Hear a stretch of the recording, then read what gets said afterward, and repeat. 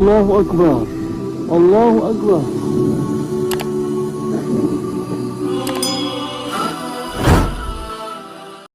Kalau punya hasad dengki, hatinya itu tak boleh tenang.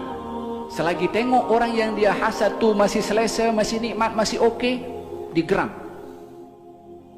Walaupun dia tak boleh buat apa kepada orang yang hasad dengki itu, tapi dirinya sudah terseksa. Sudah dihukum dirinya dengan perasaan hasad dengkinya, walaupun tak boleh melampiaskan ataupun mendatangkan kemudaratan kepada orang yang dia hasad dan dengki. Faham dong? Ada yang pertama. Yang kedua adalah dia telah menolak qada qadarnya Allah Subhanahu wa taala. Allah ketika memberikan si fulan nikmat itu yang tak diberikan kepada si fulan yang lain, sudah ditentukan oleh Allah, si fulan dapat, si fulan tak dapat. Ketika qada qadar itu terjadi, fulan dapat, si fulan tak dapat, yang tak dapat itu mengatakan kenapa si fulan dapat, padahal ketentuan fulan dapat dan fulan tak dapat sudah ditentukan oleh Allah sebelum pemberian itu diberikan. Seakan-akan dia mengatakan Allah tak keliru ke bagi kepada si fulan, tak bagi kepada yang lain.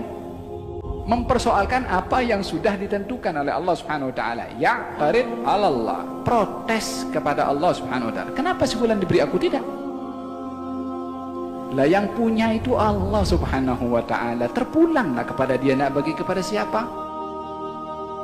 Macam mana kita bebas untuk mengagihkan apa yang kita punya kepada si fulan dan kepada si fulan? Allah pun nak mengagihkan apa yang dipunyai oleh Allah, ikut suka Allah Subhanahu wa taala. Kenapa pula kita nak komplain kepada kelebihan yang ada pada orang yang kita tak dapat? Maka kembalikanlah segala sesuatunya kepada ketentuan Allah, karena kita adalah hamba kepada Allah Subhanahu wa taala. La yasqa qaum min qaum, jangan saling cela. La yabtab ba'dukum ba'dha, jangan bergosip. Wailul lil mukadzibin, celaka bagi para pendusta.